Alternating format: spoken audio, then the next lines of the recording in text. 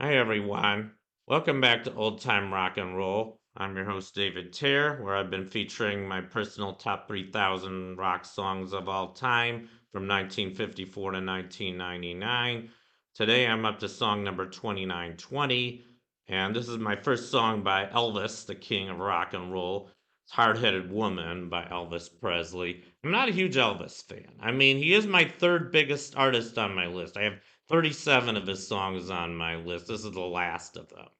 And this wasn't number one. He had 17 number one songs, second only to the Beatles, who had 20. Uh, and actually, I do have all 17 of his number one songs on my list, in case you're curious. This one just barely made it.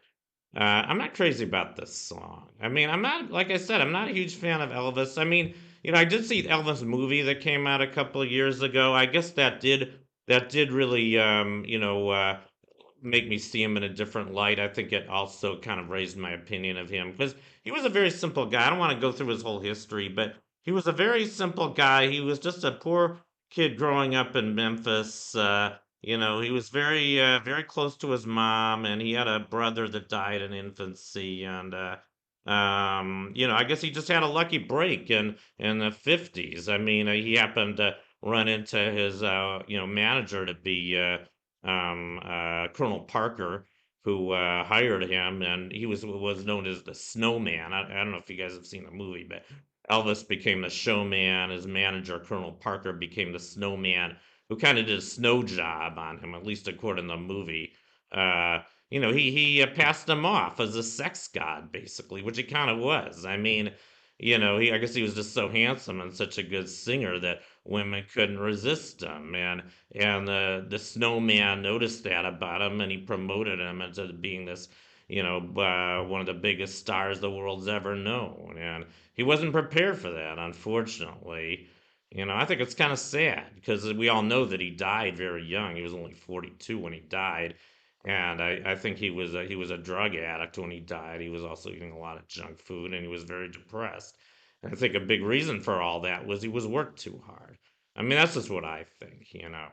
I mean, we all envy him. I guess most of us would like to be a sex god ourselves, but I don't think he was very happy. At least towards the end of his life, he wasn't. So, but he was a really good singer. I'll give you that. He was a really amazing singer, and I don't think he would have been as famous as he was if he wasn't a great singer and a really handsome man. And knew how to woo the women, by shaking his pelvis and just by looking good and looking like he wanted some action. I guess that's what made everybody, all the women at least, and I think a lot of the men too, really, really just nuts over him. And he was also one of the pioneers of rock and roll. I think that was another big reason. Also, he was white. That had a lot to do with it too. Don't forget that. In the 1950s, our country was still very racist, even though most of the architects, most of the pioneers of rock and roll were African American, and rock and roll really was mainly black music. It was just kind of R&B with a new name. I mean, it did incorporate some country, in addition to the R&B. But don't forget that it was African Americans who invented rock and roll. It was mostly just the whites who popularized it to a white audience. So don't forget that. But Elvis was kind of in the right place at the right time too. He grew up in Memphis, which was a predominantly African American neighborhood. He learned all the R&B from living there. So, like I said, he was kind of in the right place at the right time. And I think that's all I'm going to say about Elvis, the singer. And I want to talk about this song. I mean, why did I rate it so low? I mean, it was featured in this movie. I didn't even saw this movie, King Creole, by the way. And I've watched about maybe 5 or 6 Elvis movies. I can't say that I've liked a single Elvis movie I've ever seen in my life. I mean, they're pretty stupid movies, all of them. I mean, most of them just involve him singing a bunch of songs and some woman going nuts for him at the end. That's basically the plot of just about every Elvis movie I've ever seen in my life. Most of them don't have much of a plot. I mean, I think of all the Elvis movies I've seen, probably Jailhouse Rock's my favorite because I think that one has the biggest plot of any movie. I mean, he goes to jail because he accidentally kills a guy. So that has a little bit more of a dramatic plot than most of the other ones. I mean, some of them are kind of fun. I sort of liked Kissing Cousins. Kissing Cousins has sort of a political plot. involves, the government wants to build these ICBM missiles in his town. And he's not for that. He also gets involved with his second cousin, which is a little bit incestuous. So I think they were kind of touching on some touchy subjects. It was in '64 when, kind of mid '60s when we were starting to get into sort of taboo subjects like that. Uh, that one was okay. Viva Las Vegas, I like mostly just because of Anne Margaret.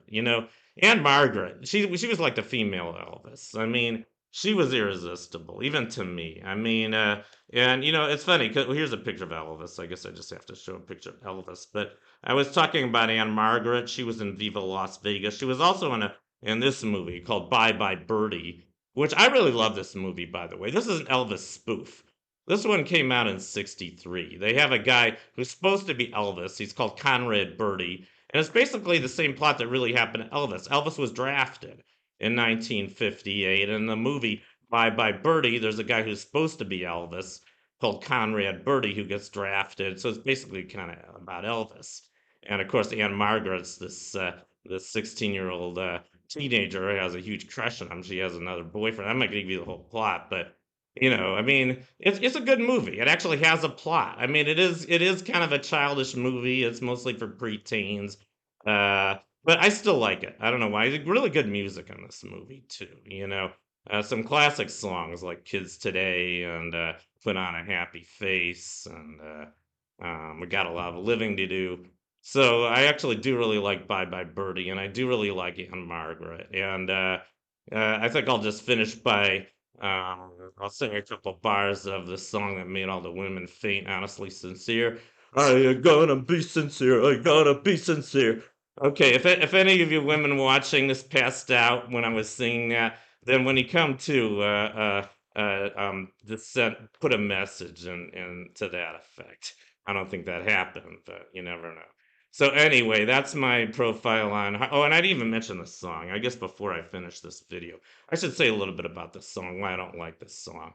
So the premise of the song, it's called "Hard-Headed Woman," and he says, "A hard-headed woman's been the trouble of man ever since the world began." He didn't write this song. He didn't write any of his songs, but I don't really like this song because, for one thing, I'm not religious, and he cites three stories from the Bible as kind of evidence to the point he's trying to make. He mentions Adam and Eve. He says how Eve, created trouble by I guess picking from the tree of knowledge and sharing it with Adam, and then he mentions Samson and Delilah. Get your cotton fingers out of my curly hair. Because Delilah, I guess, betrayed Samson. That's why he had knock down the whole temple and kill her and all his other enemies. We all know that story. And also he mentions the story of a king he says it was doing swell till he met that evil Jezebel. I'm not an expert on the Bible. I looked this up today. I thought it was King David. I don't know why. For some crazy reason, I thought that Jezebel was one of King David's wives. Go figure. But no, it was King Ahab. So I guess I'm relieved it wasn't David's wife because I'm named after King David. My name is David, even though I'm not religious. I don't need a Jezebel in my life. So if the woman who passed out is another Jezebel, I don't want anything to do with her. But otherwise, if you're not a Jezebel and you passed out and you came to, go ahead and text me. And anyway, that's enough of that. That's my profile on Hard Headed Woman by Elvis Presley. I hope you enjoyed it, and I'll see you next time.